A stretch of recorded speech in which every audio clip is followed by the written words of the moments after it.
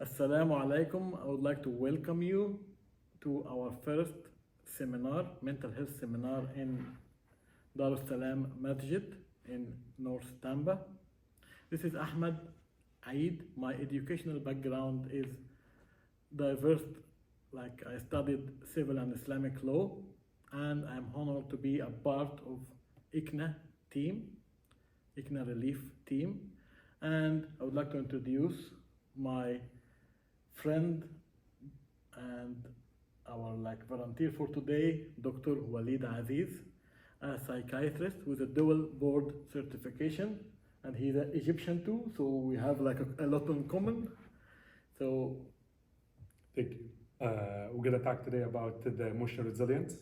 So, emotional resilience is very important during this nowadays, these times. Let's start with بسم الله والصلاة والسلام على رسول الله. اللهم نحمدك ونستعينك ونستغفرك ونستهديك ونؤمن بك ونتوكل عليك ونثني عليك الخير كله نشكرك ولا نكفرك ونخلع ونترك من يفجرك اللهم إياك نعبد ولك نصلي ونسجد وإليك نسعى ونحفد نرجو رحمتك ونخشى عذابك إن عذابك الجد بالكفار ملحق. As we all know, this year 2023 we had a lot of turbulence, all very important across the world, and especially our Middle East. Like we all remember at the beginning of the year, actually around February 2023, we have the earthquake that started in Turkey and Syria, northern of Syria, and many people got really injured and death.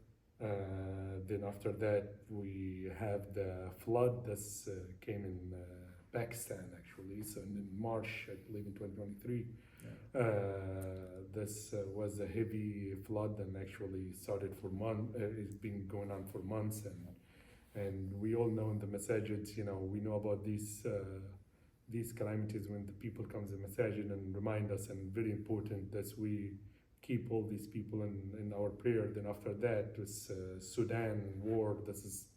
It started in April, May, and it's still going on with the escalation of the, we can call it civil war. Then Moroccan, they have the earthquake. And at the same time, Libya, they got the flooded. Then in October, Gaza, as we know, and it's still going on. So having all these back to back really make the importance of the topic that we're going to talk about it, the emotional resilience, and as a Muslim, especially going through this, and emotional struggles with our brothers and sisters and calamities, and what we do, what we can do, and all that is really, and even every one of us is still doing productive work in the place, in their job, and with the family. So how we have this all together is some people start feeling overwhelming, and really this time of turbulation and fluctuations seems significant, and when I'm not expecting things gonna settle soon when we look at the things around us. So we need to able to have some discussion how we can go through these events and what could happen in the future and how we deal with it. And that's really the importance of the talking about emotional resilience today.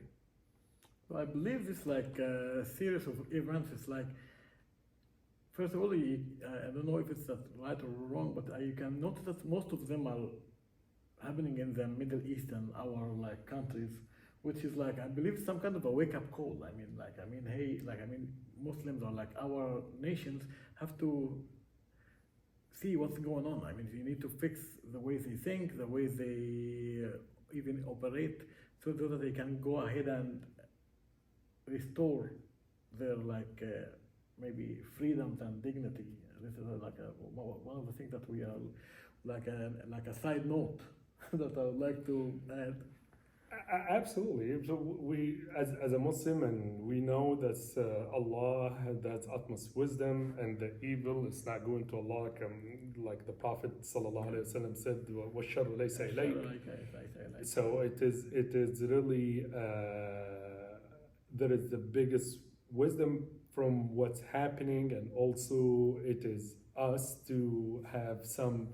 أيضا Mhm. أيضا Right, Yeah, Aiza and wake up call, as you mentioned. yeah. So that part is beautiful.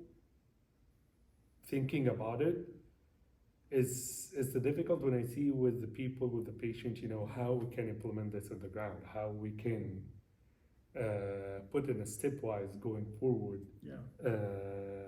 How people like they have nightmares, they cannot sleep what's going on, especially with the people that have relative. Actually, I know people here in the Tampa area, they have relative in Gaza, and then they have that in their family members, and it's so it's tough, and the grieving more than only just a Muslim's relationship. So it's the Muslim brotherhood plus the family. So how can have this in a stepwise, although we know that is Allah has utmost wisdom, Allah that is utmost merciful, and we'll know that is what's happening in this life is really trivial compared to the hereafter. Yeah. The Prophet said, لو كانت تسوى عند الله جناح بعوضة ما سقى منها كافر شربة ماء. If it is really way more than a wing of a mosquito or a fly, Allah will not give any pleasure to any disbeliever. So very beautiful having that. But what I do, because we're already having emotional, we already have thought, like what we do with the next step. Yeah, so mainly, from my point of view, it's all about believing that you are, trusting in God. In some points, even in my personal life, sometimes I'm having a crisis, and then I'm just smiling in the face of this crisis, and I believe that okay, whatever happened, I'm sure God is having the best plan for me. He's going to provide me with the right direction, and He's going to help me. And إن معي ربي سيهدين. The same thing that Musa alayhi salam said. I do have my God with me, and He's going to guide me to the best way and protect me and provide whatever I need for me. So the part of the main pillars of building emotional strength and emotional resilience is to strengthen or to build in this belief. We are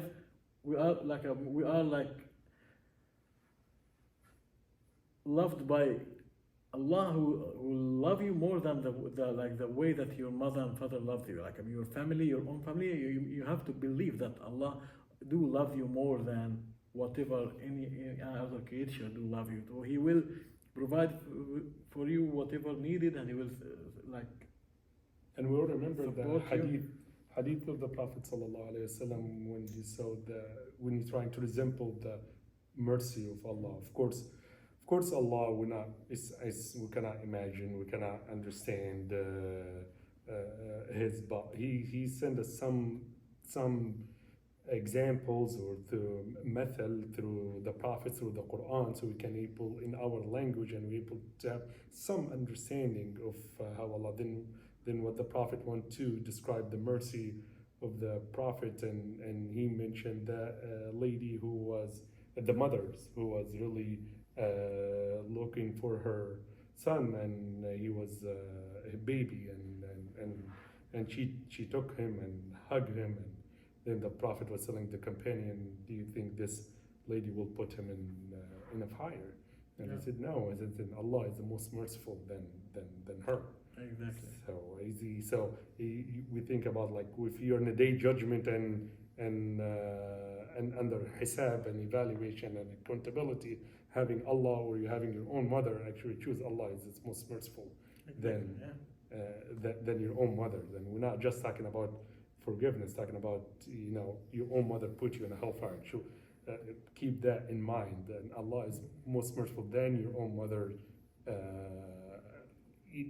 had decision to put you in a hellfire. So how is really very unimaginable. So Allah is most merciful than her in that situation.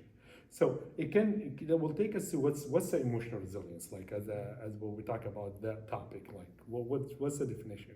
It comes in two characters, like able to adapt in a stressful situation, like coping with it, and also bounce back from adversity. You have adversity, acknowledge it, then you bounce back and going back to your own goal and your own line that you already draw it for yourself.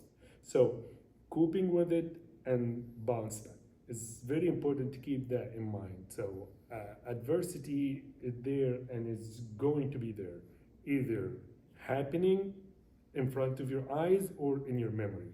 Yeah. It's not gonna delete. There is no delete in our memory. There is no hidden. There is no. But why do I have a bad memory?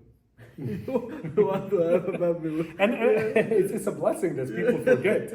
Yeah. But with really adversity and calamity, be like embedded in the memory, and anything will trigger. So to get healed is not to delete what's there been embedded in memory, and actually to be able to acknowledge it's there and bounce back from it. Maybe change the way you look at it.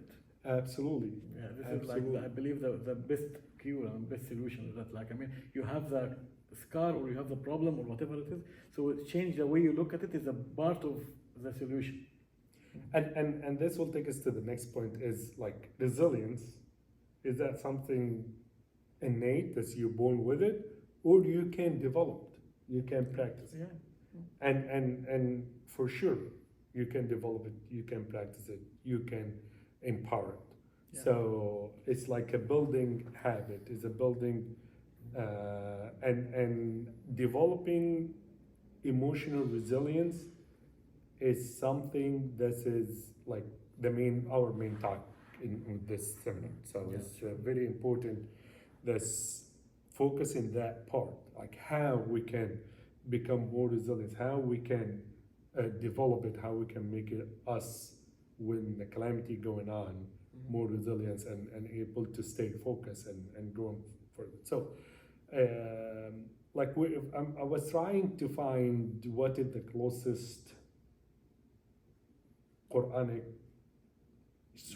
Sunnah term to resilience, and the things I could be wrong, but really the thing that's able to resemble resilience is what thabat. اللهم ثبتني the ayah. دعوات الثبات دائما في جميع في all like صلوات واهدنا الصراط المستقيم. اهدنا الصراط المستقيم. Yeah, that's and قال الله تعالى يا أيها الذين آمنوا إذا لقيتم فئة فاثبتوا. So thabat is able to steadfast. Steadfast in the straight path, or in your goal that you keep it yourself, and to develop that or to empower your resilience. Really, if you can look at it as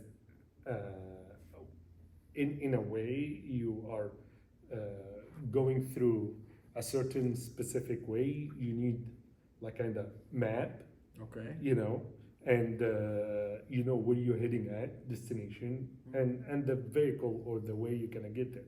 Exactly. All right. So with resilience is you need to keep these three elements in your mind. So we're talking about map. That's mean knowledge. You have knowledge of the journey. Yeah. Right. Why are we here? Right. So if we talk about knowledge, of course, if we get more details, this talk not gonna end. Yeah. But I'm just. We'll never be able to cover it in one session. Absolutely. So that's why we are always beg you to be with us all the time. So we're talking about. I'm honored to be with you guys. So if we're talking about knowledge, we have two elements at the main knowledge. the first element is knowledge of Islam itself. You know, and knowledge of Islam is not just reading recitation of the Quran. It's not just, of course, this is a beautiful ibadah, or reading a hadith. It's more into trying to have how to implement this in our life. Looking into the Quran as a message. The hadith is كان قرآن يمشي. كان قرآن يمشي على الأرض. So it's as if it's a Quran walking on earth.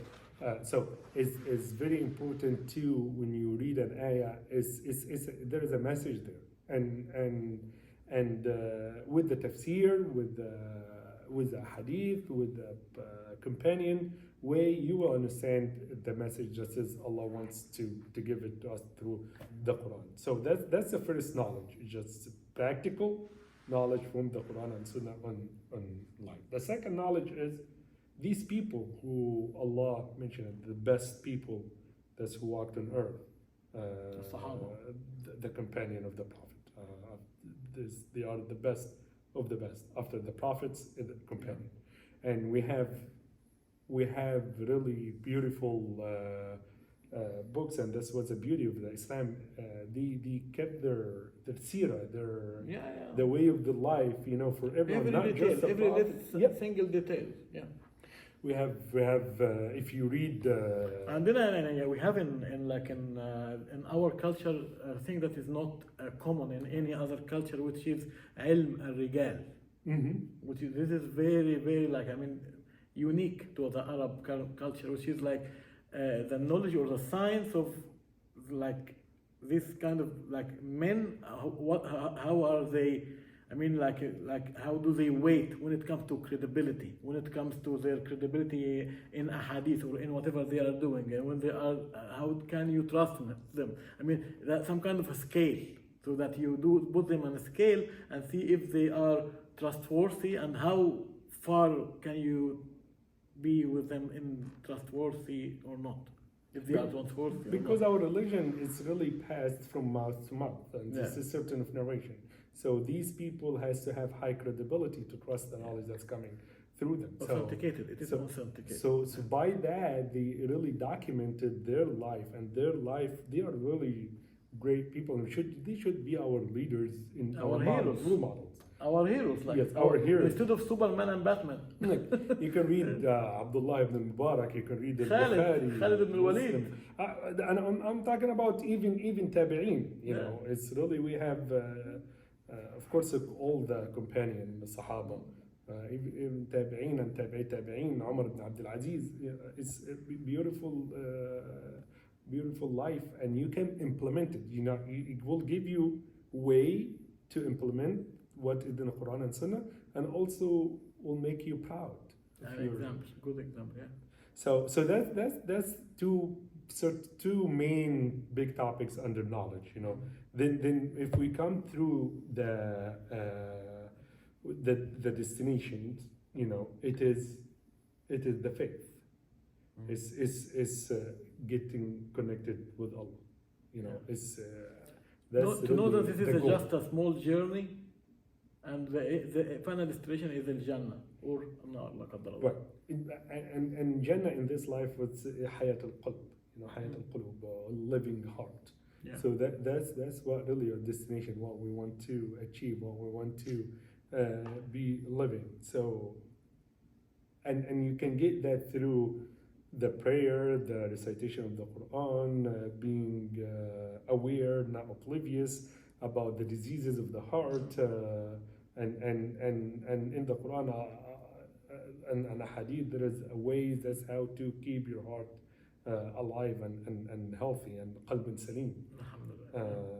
And it comes in a different actually, like a primary prevention, prophylactic. What do you do not to get disease? And even if you got at the beginning, before it get complicated, you know, even if it got complicated, it got worse, how to repent and get coming back. Well, it's a beautiful described in how to keep your heart pure.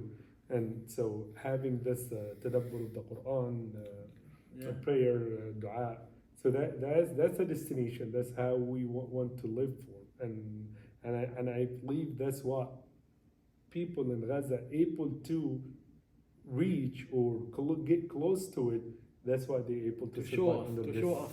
struggles. And the last things is, you know, the vehicle was is the psychological well-being, you know. Okay. Yeah. So understanding the the triggers, understanding that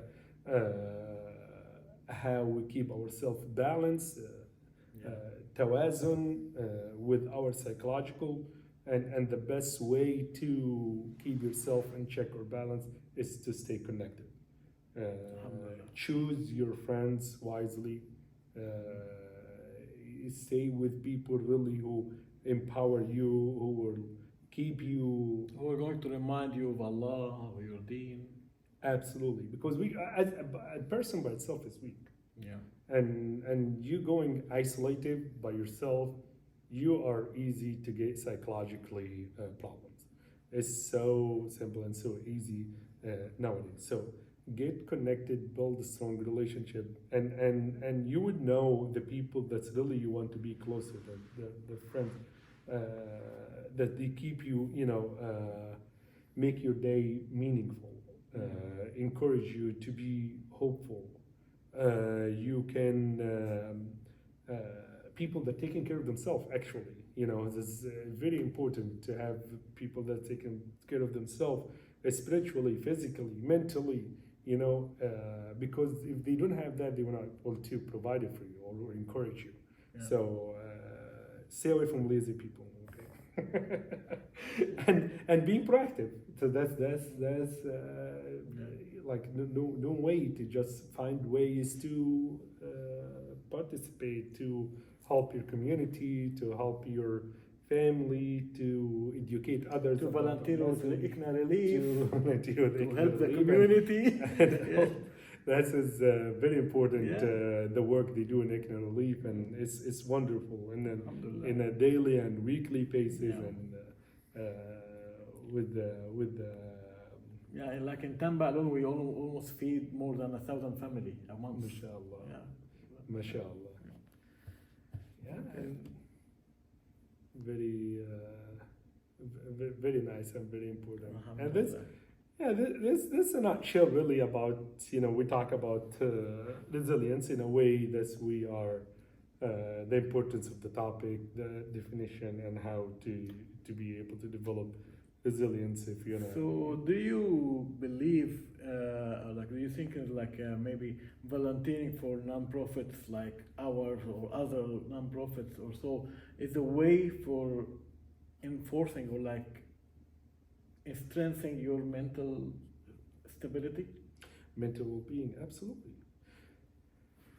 Very important for someone to have mental wellness, to able to socialize. Yeah.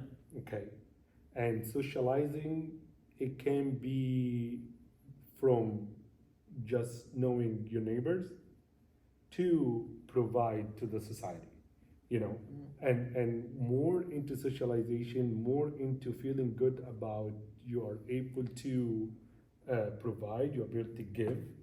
The feeling of giving, like the pleasure of giving. Absolutely. To be honest, like I mean, it's secure by itself. It will touch in the social aspect. It touch also in psychological aspect. How do you see yourself? Yes. You know, and we know from science this is social, psychologically affect us biologically. You know, will increase our serotonin, will increase our and that is will keep you going. It will keep you going.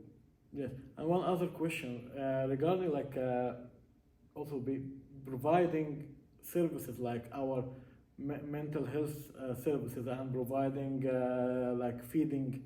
As I told you, around almost 1,000 family in Tamba, having our shelters, ICNA provide shelters for people who is in need. This also help in and I'm asking you from like a psychiatrist point of view, help improving our image as Muslims. I mean, we are a part of this community.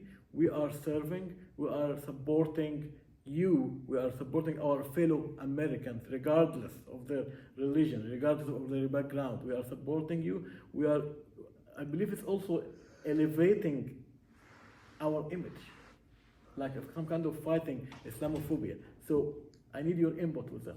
How do you look at that?